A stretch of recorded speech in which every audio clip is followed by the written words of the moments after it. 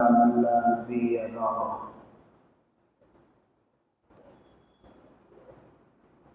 قال الله تبارك وتعالى في كلامه المجيد والفرقان الحميد: أعوذ بالله من الشيطان الرجيم. بسم الله الرحمن الرحيم. يا أيها الذين آمنوا قوا أنفسكم وأهليكم نارا.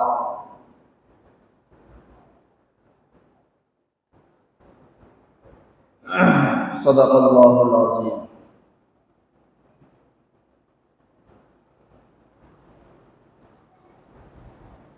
محترم بزرگوں اور دوستوں،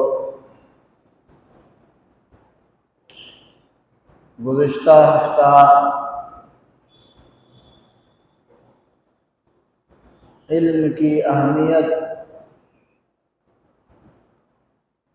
اور اس کے حصول کی فکر کس قدر ہونی چاہیے ہمارے اندر، اس پر تھوڑی سی گفتگو ہوئی تھی.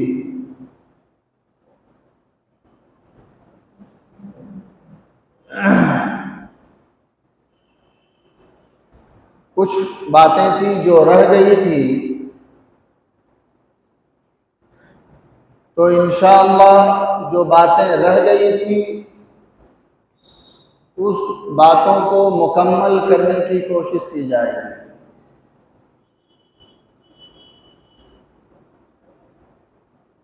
اللہ رب العزت نے قرآن کریم میں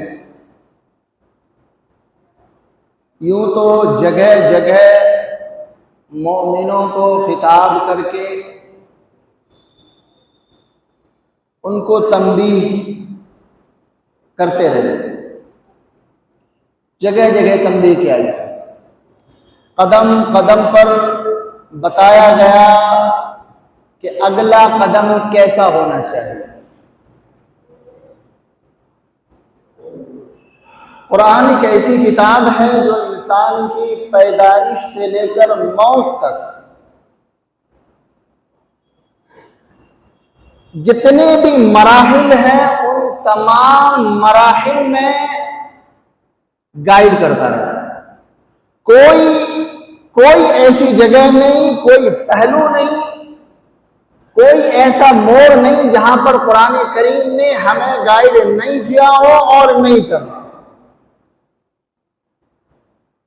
اس لیے کہ قرآن کریم پوری انسانیت کی ہدایت اور رہنمائی کے لیے اتارا گیا، پوری انسانیت.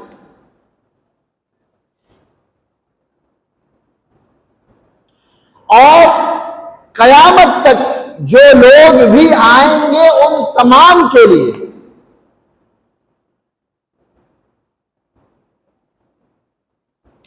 اب قرآن کریم کو جو لوگ بھی فالو کریں گے، اپنی زندگی میں جو لوگ بھی اس کو لے کر آئیں گے اور جتنا لائیں اس کا جتنا حصہ بھی اپنے اندر قبول کر لیں گے، اپنی زندگی کو اس کے مطابق ڈھال لیں گے، چاہے جتنا ہو، کوئی 10%، کوئی 20%، کوئی 100%، تو اس کا اجر، اس کا پھل اس دنیا میں اسے ملے گا، یہ لازمی ہے.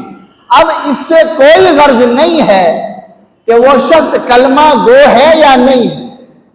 اگر کوئی ایسا آدمی ہے جو کلمہ گو نہیں ہے، جس نے کلمہ تو نہیں پڑھا، جس نے قرآن پر ایمان نہیں لایا ہے لیکن بات مانتا ہے قرآن. ایک ہے ایمان کا لانا اور ایک ہے کسی چیز کا جاننا. اپنی ضرورت کے مطابق اس چیز کو ایکسپٹ اور قبول کر لینا. تو جو لوگ بھی، جو قوم بھی، جس زمانے میں جو لوگ بھی ہوں گے اس کو فالو کریں گے اور اپنی زندگی میں لائیں گے تو دنیا میں اس کے لیے کامیابی مقدر ہے. اس کو کامیاب ہونے سے کوئی روک نہیں سکتا. آج ہماری جو حالت ہے، ہم بحیثیت مسلمان مومن قوم اس پستی اور ذلت میں جو گئے ہوئے ہیں اس کے پیچھے وجہ یہ ہے کہ ہمارا ایمان تو ہے، لیکن ہم اس کو اپنی زندگی میں اپلائی کرنے کے لیے تیار نہیں ہیں، ہم اپنی زندگی میں اس کو لاگو کرنا نہیں چاہتے، ہم اپنی زندگی کو قرآن و سنت کے مطابق ڈھالنا پسند نہیں کرتے۔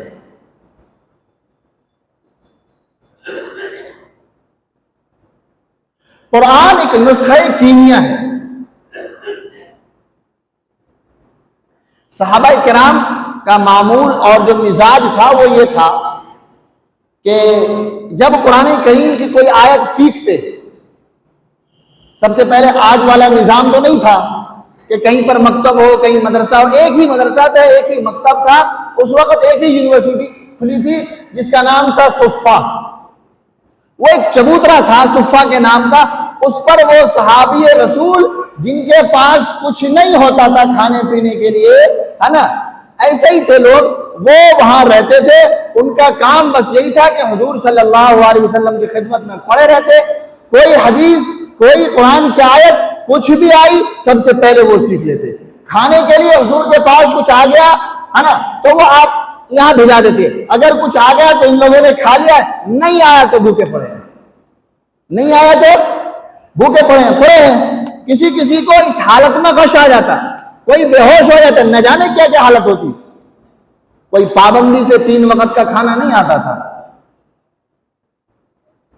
کبھی کبھی ایسا ہوتا کہ 3 دن گزر گئے، ہفتے گزر گئے، کچھ نہیں آیا کھانے کو، لیکن وہ صحابی رسول وہاں پڑے رہتے تھے، چونکہ کھانے کے لیے نہیں تھے، وہ اپنی زندگی میں قرآن اور سنت کو اتارنے کے لیے، اپنی زندگی کو، اپنے آپ کو ویسا بنانے کے لیے وہاں پڑے ہوئے تھے۔ تو پھر اللہ نے ویسا ان کو چمکایا، اللہ نے ویسا بنایا پھر ان کو۔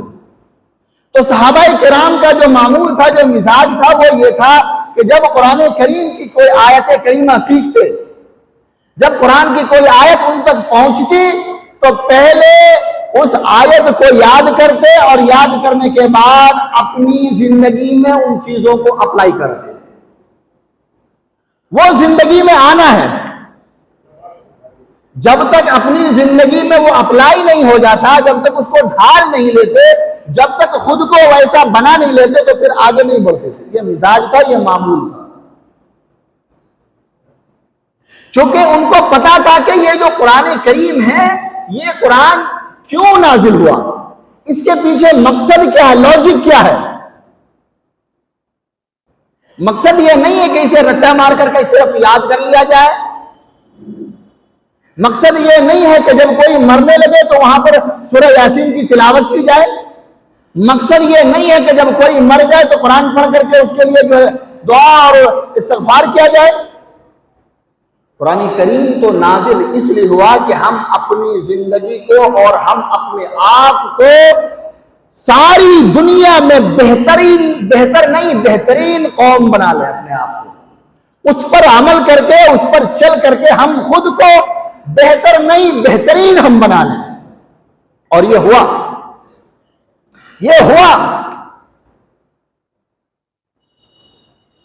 وہ لوگ اس وقت روئے زمین پر سب سے بہترین قوم، ان کے پاس پیسے کتنے تھے نہیں معلوم، تھے بھی یا نہیں تھے پتہ نہیں، کھانے کو ملتا تھا یا نہیں ملتا تھا نہیں معلوم، لیکن اس وقت روئے زمین پر ان سے بہتر قوم کوئی نہیں تھا۔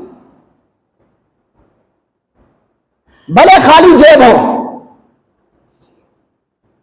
لیکن جہاں سے گزر جاتے، جہاں سے ایک دفعہ گزر جاتے، اس گلی سے ایسی ایمان کی، ایسی محمد عربی صلی اللہ علیہ وسلم کے غلامی کی خوشبو اڑتی تھی کہ وہ خوشبو ختم نہیں ہوتی، ہر گزرنے والا اس خوشبو کو محسوس کرتا تھا کہ یہاں سے کوئی تو محمد کا غلام گزرا ہے، یہاں سے کوئی تو گزرا ہے جو قرآن کریم پر پورا کا پورا 100% عمل کرنے والا ہے۔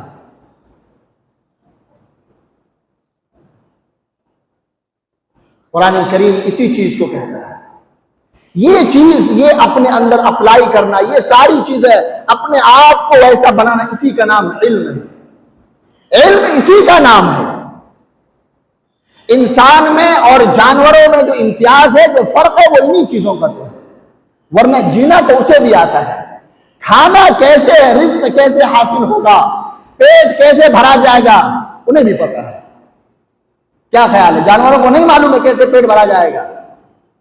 بلکہ جانوروں کو تو اتنا پتا ہے کہ جب وہ اپنی ماں کے پیٹ سے باہر آتا ہے، جب ایک پرندہ انڈے سے باہر نکلتا ہے تو اسے سکھلانا نہیں پڑتا، اسے سکھایا نہیں جاتا کہ تم کھاؤ گے کیسے، اسے پتا ہے کہ ہمیں کھانا کیسے ہے۔ ایک پرندے کو اڑنے کے لیے سکھایا نہیں جاتا، وہ چوزے سے نکلنے کے بعد، باہر نکلنے کے بعد وہ کوشش اور ٹرائی میں لگ جاتا ہے، جیسے ہی پر آیا وہ اڑنا شروع کر دیتا۔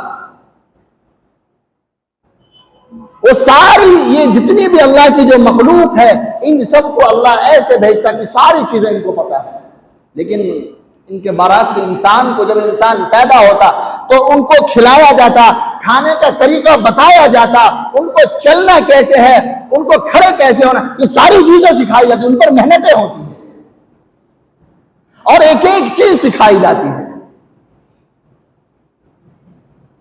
اگر انسان کا کام صرف اگر یہی ہے کہ کھانا کیسے ہے، کمانا کیسے ہے، پیٹ کیسے بھرنا ہے، تو پھر میرے بھائی اللہ رب العزت نے انسان کے علاوہ جو دوسری مخلوق کو پیدا کیا ہے، بتاؤ کوئی فرق ہے کیا؟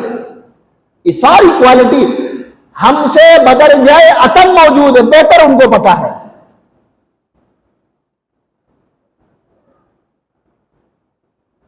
ہم تو حرام حلال کی کبھی پرواہ بھی نہیں کرتے۔ بعض اوقات ایسا گزرتا ہے جب اپنے نفس کی بات آتی ہے تو ہم کہتے ہیں کوئی بات نہیں، جو آ رہا آنے کے بعد میں توبہ کر لیں گے۔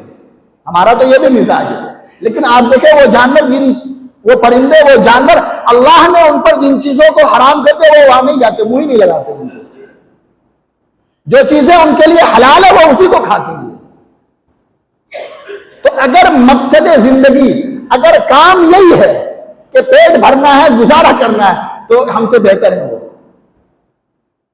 پھر اللہ نے ہمیں کیوں پیدا کیا؟ قرآن کہتا ہے تم ساری مخلوق میں سب سے اشرف ہو، سب سے افضل ہو۔ قرآن کہتا ہے لقد خلقنا الانسان فی احسن تقویم، کہ ہم نے انسان کو جو پیدا کیا، ہم نے انسان کو جو بنایا ہے، ہم نے یہ جو ڈھانچہ جو بنایا ہے نا، فی احسن تقویم، قرآن اس میں تفضیل کا صیغہ استعمال کر رہا کہ سب سے اچھا ہے، اس سے بڑھیا کچھ نہیں، ہم نے اس سے بہتر بنایا ہی نہیں، انسان سے اچھا ہم نے پیدا ہی نہیں کیا۔ فی احسن تقویم، سب سے اچھا، اس سے اوپر نہیں ہے پھر اب کچھ۔